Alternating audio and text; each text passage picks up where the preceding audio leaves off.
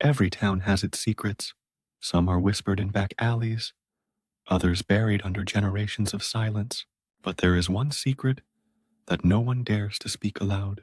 A house on the edge of Blackwood Hill, abandoned, cursed, avoided at all costs.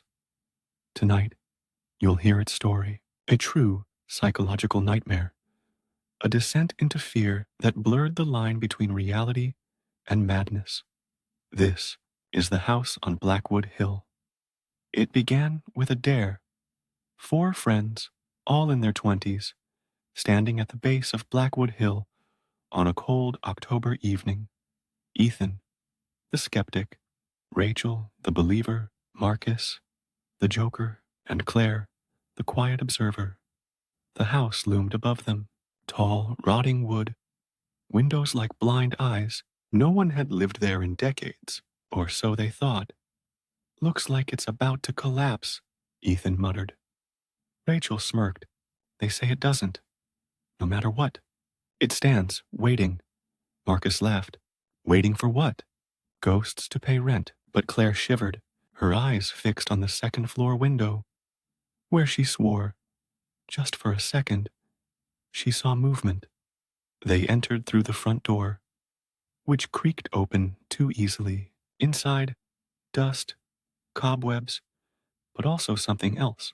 A smell. Sharp, metallic, unsettling. Rachel raised her flashlight. See? Nothing. Ethan rolled his eyes. Exactly what I said. But Claire whispered, No. Listen. The house was breathing. Slow, hollow sounds echoed through the walls, like lungs inhaling and exhaling. Marcus laughed nervously. Old pipes, that's all. But no one believed him. Not really. Every haunted place has its story.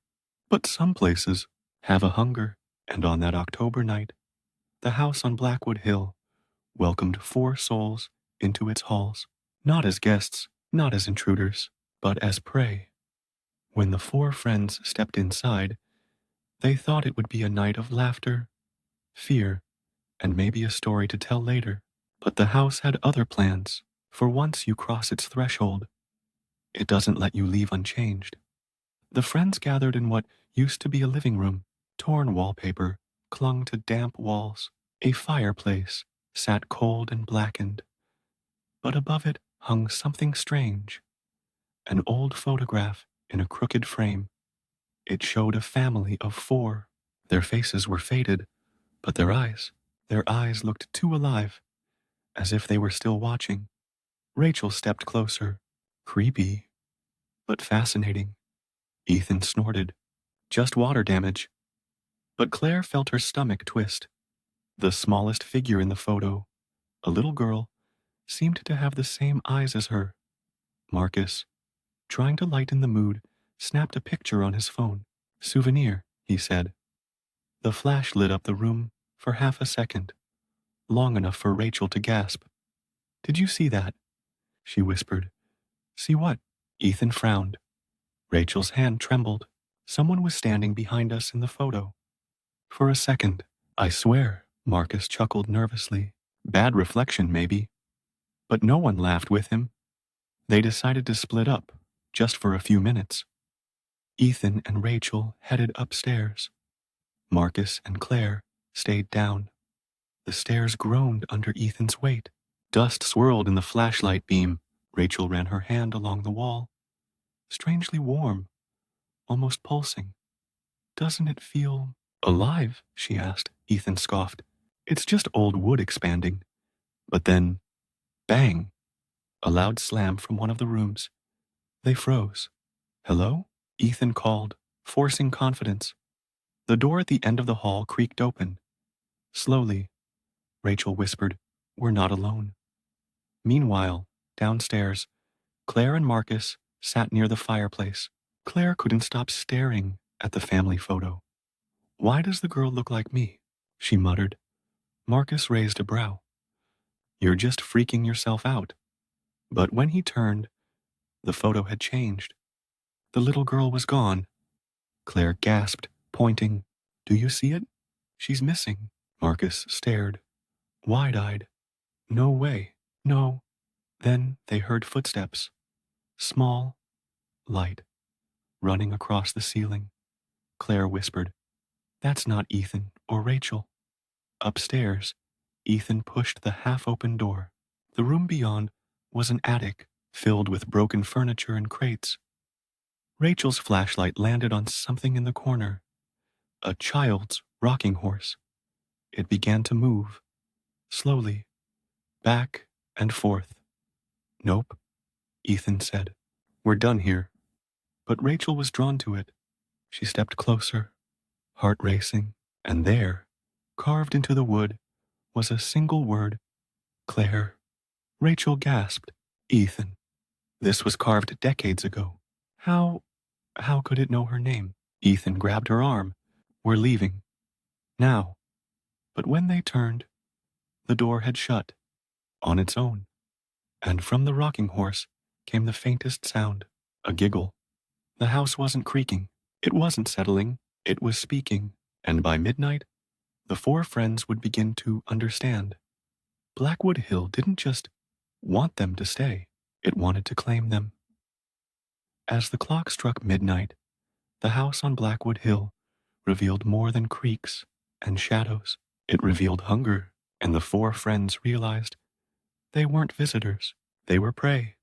Midnight. The air grew colder. Each breath formed a pale cloud. The group reunited in the living room, shaken, pale. Rachel clutched Ethan's arm. "The attic. Ethan, tell them." But Ethan stayed silent. He didn't want to repeat the child's giggle. He didn't want it to sound real. Claire sat rigid, staring at the photograph. The girl was back, but this time, she wasn't alone. Another figure had appeared in the picture. An older woman, her face obscured by hair. "Do you see her?" Claire whispered. Marcus leaned closer. "That wasn't there before." And then, tick, tick, tick. A sound echoed through the halls. A grandfather clock. But they hadn't seen a clock anywhere in the house. The sound drew them toward the hallway. There, at the end, stood a tall wooden clock. Its pendulum swayed, though no one had touched it. The clock's hands pointed straight up. Midnight. Then the pendulum stopped. The silence afterward was suffocating. Suddenly, every candle they had lit blew out. Rachel screamed, "Who did that?" In the pitch dark, something brushed Ethan's hand, small fingers. "Cold." He shouted and swung the flashlight around. For a split second, he saw her, a little girl, barefoot, in a torn dress, standing inches away. Her eyes were pitch black, and then she was gone. "Back to the living room now," Marcus ordered. But when they tried, the hallway stretched impossibly long, as if the house itself was reshaping. Claire felt dizzy, the world bending around her. "Wait, stop," she gasped. Suddenly, she wasn't in the hallway anymore. She was standing in a child's bedroom, a small bed, dolls lined on a shelf, the window nailed shut. On the walls, carved deep into the wood, were words scratched over and over again. "Let me out. Let me out. Let me out." A figure appeared on the bed. The little girl, her face pale, her lips blue. She whispered, "Claire, you're mine." Claire stumbled back, straight into Marcus. "Claire, what happened?" he yelled. She blinked, and she was back in the hallway, but her arms were bleeding. Fresh scratches across her skin. Rachel pressed her hands over her ears. "Do you hear it?" The others looked at her, confused. "She's singing," Rachel whimpered. "She's right behind me." And indeed, faintly, there was a lullaby. Off-key, haunting. Rachel spun around. Nothing. But the song grew louder, the words unintelligible, yet the tone filled with rage. "Stop it!" Rachel screamed, and slammed her flashlight against the wall. The light flickered out. In the dark, they all heard it, the lullaby shifting into laughter. The house wasn't haunted by memory. It was haunted by possession, and as midnight deepened, Each friend realized the house wasn't showing them ghosts. It was showing them their own future. By now, the four friends knew they were not alone. But what they didn't know was that the house had already chosen which one of them would disappear first. They ran back toward the front entrance. Marcus yanked the knob, locked. He slammed his shoulder against it. Nothing. Let us out, he roared, punching the wood. Ethan pulled at the windows, each one nailed shut, unmovable. The glass didn't even crack when he smashed a chair into it. It's like the house won't let us leave, Ethan gasped. Rachel clutched her chest, her breathing fast. We're trapped. We're... Her words were cut short by the sound of a child's laugh. This time, not faint, not distant, but inside the room. With them, the group spun around, flashlights sweeping across the decayed living room. Nothing. Then, Marcus screamed. His body lifted, slammed against the wall, then dropped to the floor. The flashlight in his hand rolled across the wood. Marcus! Claire rushed toward him, but when she touched him, he wasn't solid anymore. Her hand went straight through his chest, like touching smoke. Marcus's eyes widened in horror. Help me! And then, before anyone could react, he dissolved into the air. Gone. Rachel collapsed to her knees. No, no, no. Where did he go? Ethan's voice broke. The house took him. In the silence that followed, Claire noticed something on the fireplace mantel. A book. Dusty, cracked leather. She picked it up. It was a journal. The first page was written in a shaky hand. To whoever finds this, I am not mad. They said I was mad, but the girl is real. She lives in these walls. She whispers at night. She wants company. The further Claire read, the more her hands shook. My daughter is gone. My wife is gone. They are all inside her now. She will never let me leave. She said Claire will be next. Claire froze. Her own name, written decades ago. Ethan leaned over her shoulder. That's impossible. Rachel backed away, whispering, He wrote about you before you were even born. A noise rumbled beneath them, a low growl, vibrating through the floorboards. Ethan shone his light toward a door half hidden behind rotting curtains. A basement door. I don't think we should, Rachel stammered. But the growling grew louder, shaking the entire floor. Claire's voice cracked. If Marcus is anywhere, it's down there. Reluctantly, they pulled the door open. A wave of cold air rushed out, carrying the smell of dirt and rot. The wooden stairs groaned as they descended. At the bottom, the light revealed stone walls. Chains bolted into them, and small handprints smeared across the floor. Rachel whispered, This is where she kept them. Suddenly, the growl returned. This time, from the far corner. Two pale eyes opened in the dark. The basement was no refuge.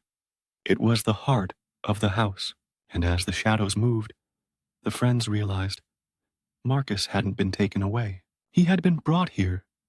Basements are meant to hold forgotten things, but in Blackwood Hill, the basement didn't just hold the past, it held the souls of the living. The three remaining friends stood frozen. The pale eyes blinked once, slowly, and then a figure shifted forward. Not the little girl, it was Marcus. But his body looked drained, his skin gray, his movements stiff like a puppet. His eyes glowed faintly, as if something inside him was pulling the strings. Rachel cried, Marcus, it's you. He opened his mouth. The words came out broken, distorted. Help. Me. Then, in a deeper, hollow voice that wasn't his, She won't let go. The chainsethan grabbed an old metal pipe from the floor, stepping in front of the others. Stay back. Marcus staggered toward them, arms twitching unnaturally. The chains on the wall rattled, as if invisible hands pulled them. Suddenly, Marcus dropped to his knees, clawing at his own chest. She's inside me, he screamed. Claire's flashlight flickered. For a split second, they saw her, the girl, crawling out from Marcus's back, like a shadow peeling from flesh, her face twisted, her mouth stretching too wide. Then she was gone, and Marcus collapsed in a heap. Rachel rushed to him, but his body crumbled to ash in her arms. From the stone walls came scratching, dozens of tiny fingernails dragging against the rock. Claire turned her light all along the basement walls, faces pressed outward from the stone, screaming silently. Men, women, children, trapped in the house itself. Rachel clutched her head. They're everywhere. Oh, God, they're everywhere. Ethan pulled her back. Don't look. Don't look. But Claire couldn't stop staring. Among the faces, one stood out. The same little girl. Her mouth moved, whispering something directly into Claire's mind. You belong here too.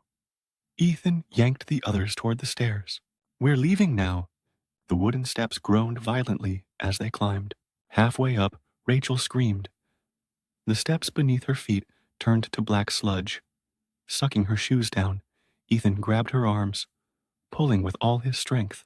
The house moaned, a deep sound echoing through every wall. Finally, Rachel broke free, stumbling onto the landing. The basement door slammed shut behind them on its own. They collapsed on the floor, gasping, covered in dust and dirt. Claire whispered, Marcus is gone, and we're next. The basement showed them the truth. The house was no graveyard. It was a prison. Every soul it claimed became another brick in its walls, another shadow in its halls. And the girl, they realized, wasn't its victim. She was its warden. The house had claimed Marcus, but it wasn't satisfied. It wanted another, and the more the night dragged on, the more it whispered a single name, Claire. The fractured group, they sat in the dusty hallway, shaking. The silence pressed on them like a weight. Rachel hugged her knees, rocking slightly. She's still singing. Can't you hear it? Ethan shook his head. There's no singing, Rachel. You're just... Rachel snapped her head up, eyes wild. Don't tell me it's not real. She's in my head, Ethan. She's humming right now. Claire put a hand on her shoulder. Rachel, breathe. Focus on my voice. Rachel slapped her hand away. No, you don't understand. She doesn't want me. She wants you. Claire froze.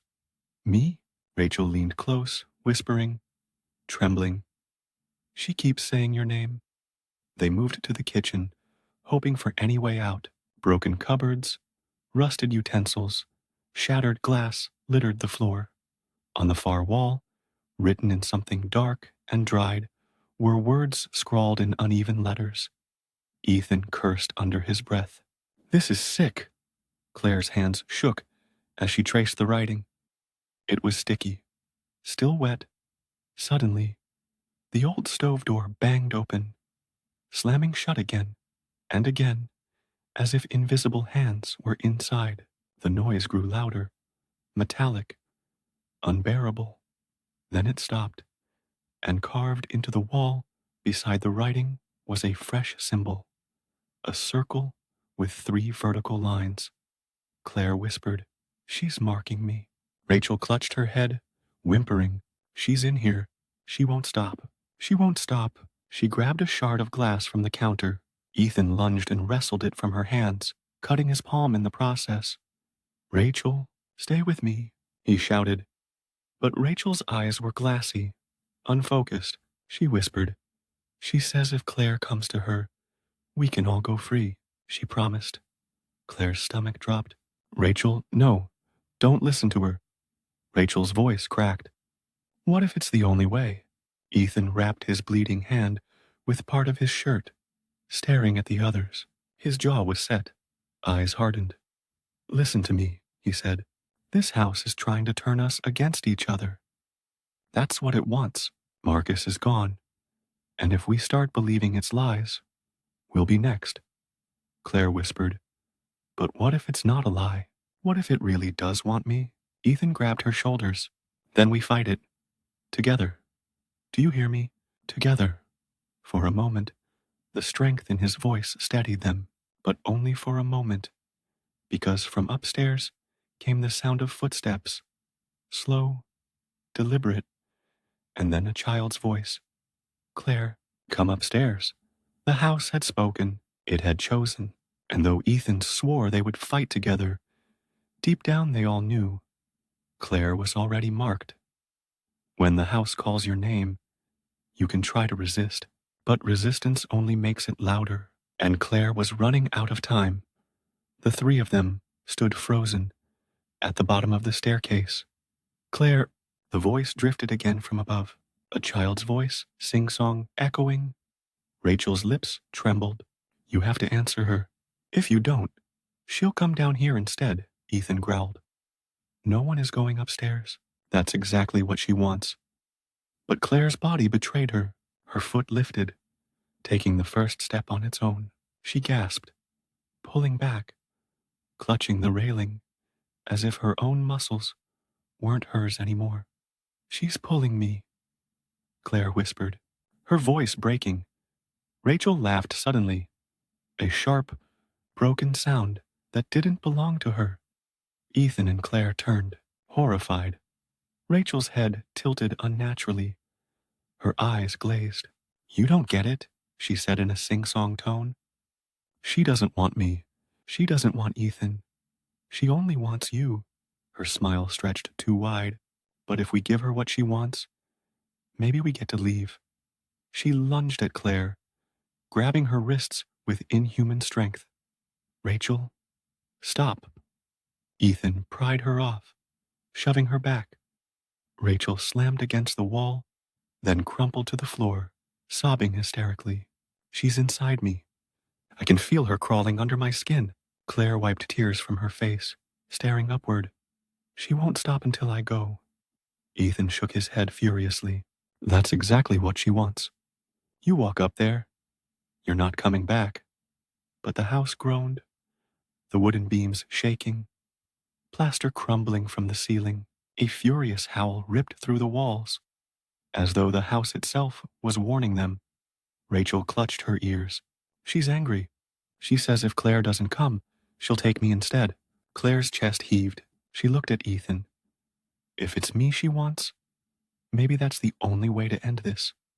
Ethan's grip tightened on her arm, over my dead body. Despite Ethan's protests, Claire's feet carried her up the creaking stairs. Rachel crawled behind, whispering nonsense to herself. Ethan followed close, pipe still in his hand. At the top of the stairs, they found it. A narrow wooden door, paint peeling, a rusted lock dangling open, as if someone had been waiting for them. From behind the door came a faint humming, the same lullaby Rachel had been hearing for hours. Claire reached for the knob. Ethan grabbed her hand. You don't have to do this. Claire's eyes were wet. I think I do. The door swung open. Inside was pure darkness. The attic had been waiting, and as the three stepped into the pitch black, the house finally revealed its truest self. The attic was not a room's, it was a memory, and memories, once opened, can never be shut again. The attic swallowed them whole. Their flashlights flickered weakly, as though the darkness was heavier here, pressing back against the beams of light. The air was damp, suffocating, the smell of mildew, mixed with something coppery. Blood, Rachel whimpered, hugging herself. She's here. She's everywhere. Ethan kept the pipe raised, his voice low. Stay close. Don't wander. Claire's heart pounded. The humming was louder now, circling them, coming from all directions.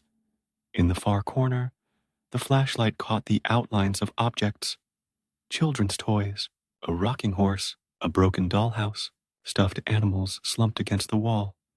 Their glass eyes cracked. Claire picked up one of the dolls. Its porcelain face was smashed, but inside the hollow head were clumps of hair, real hair. She dropped it with a gasp. Ethan muttered, "What the hell is this place?" Suddenly, the rocking horse began to move on its own, creaking back and forth. The lullaby changed, no longer soft, but sharp, discordant, like a scream buried in melody. Rachel covered her ears, sobbing. Make it stop. Please make it stop.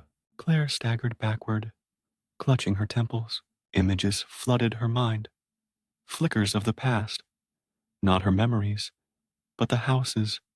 A man pacing the attic floor, his eyes wild, clutching the same journal she had read downstairs. A woman crying, pounding on the nailed windows.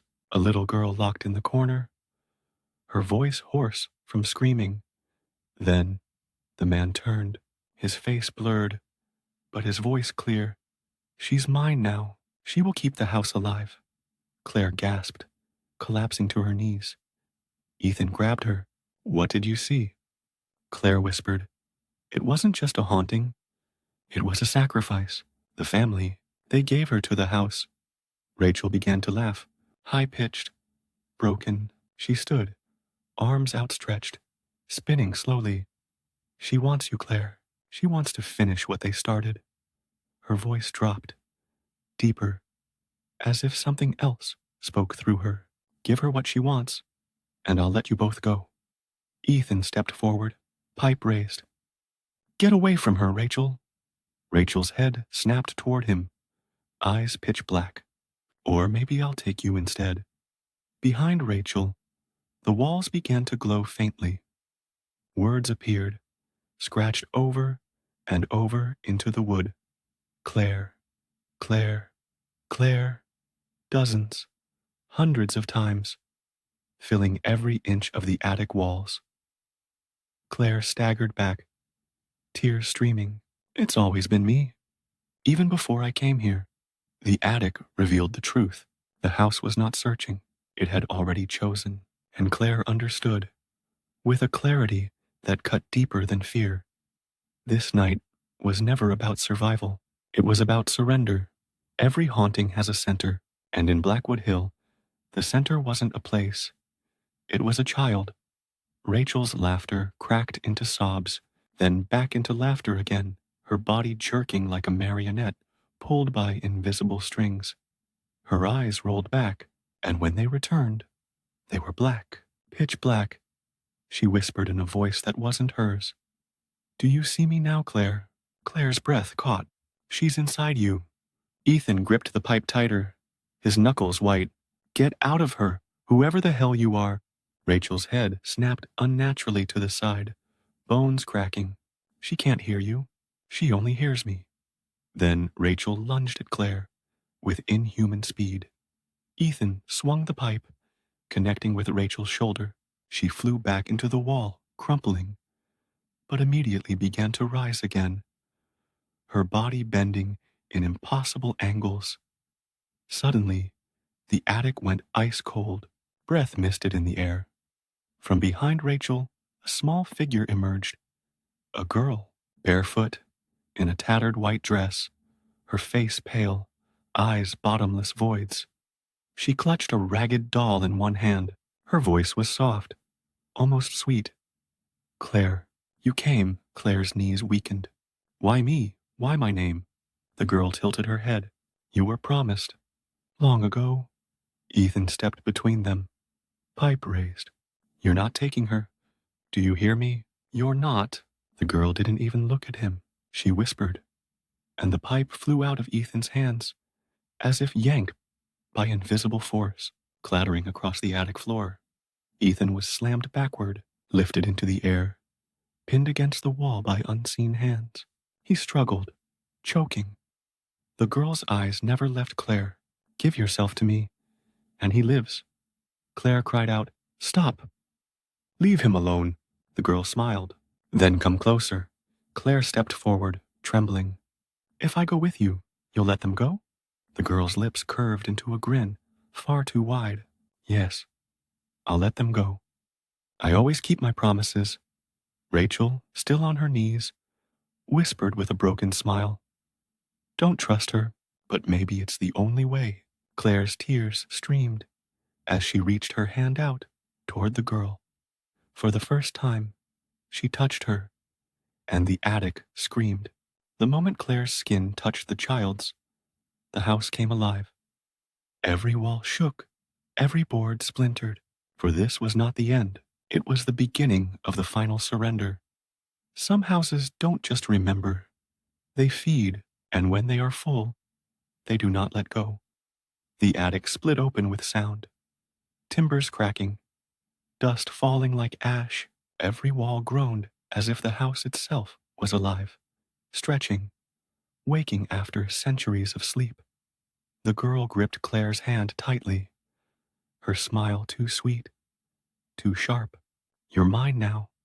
Claire's veins burned cold, her skin turning pale, as though something was being pulled out of her. She screamed, but the sound was swallowed by the house. Rachel clawed at her own face, laughing and crying at once. It's beautiful. She's taking you. Finally, pinned to the wall, Ethan's strength was fading, his face red as invisible hands squeezed his throat. But when he saw Claire collapsing, something inside him snapped. With a guttural roar, he broke free, crashing to the floor. Blood streamed from his mouth, but he crawled, inch by inch, toward Claire. He grabbed the journal from the floor, the one with the frantic writings. Pages tore as he flipped until he found it, a passage scribbled over and over. Bind her with fire. End her with fire. Ethan's voice cracked. Claire, the journal.